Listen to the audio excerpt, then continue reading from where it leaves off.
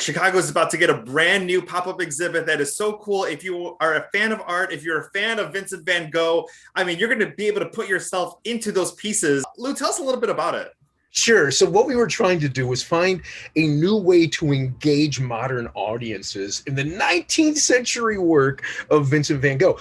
And if you look at these studies that were done by the University of Chicago to see how millennials want to engage with art, what you see over and over and over again is that they want to put their hands on it.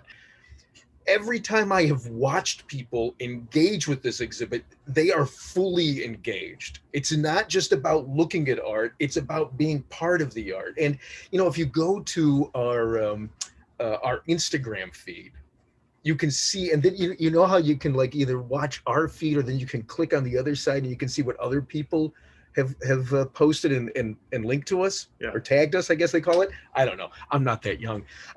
You can see how people are just loving this exhibit. And it's adults. It's not even just millennials. It's old people like me. And I think it's in this day and age when we do everything in this interactive way, I think it's good to have art that we can interact with. I'm not saying that all art has to be interactive, but I am saying there is absolutely a place for taking old pieces of art and experiencing them in these new ways. Oh, 100%. So coming to Chicagoland, August 15th, tell us a little bit about how many different paintings we can get an immersive experience in. Oh my goodness, you're gonna make me count. Okay, so the first and the biggest and the one that I love the most is the bedroom, where it's a three-dimensional representation of the bedroom, and it actually carries over all of the weird aspect ratios and perspective that Van Gogh put into the painting. So you can sit in there, you can lay on the bed, you can get your picture taken, and then he did this beautiful piece called the landscape that you can stand in. We've done a three-dimensional representation of Cafe at Night, which is also really nice because it gives you an opportunity to sit down at a chair at a little table, which is a nice relaxing moment. And then there are two versions actually of Starry Night.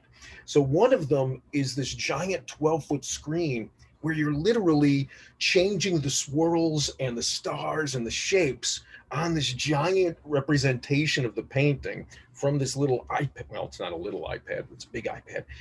But then there's another version of it, and this is the one that everyone gets so excited about. It's green screen technology, but for us it's blue screen because Vincent liked his blues and yellows. So it's this green screen technology where you stand there or you can move, and you are put via video into the painting so that you're flying through and you can touch the stars and you can reach the moon. So all of that, and then you all these giant blow-ups of his paintings. You can do your own still lifes where you're drawing flowers, and we've got the flowers there, and you draw it, and then you can put it onto a wall in a frame so that your piece of art is framed next to Vincent's piece of art. I can call him Vincent now that we're doing this. We're on a first name basis.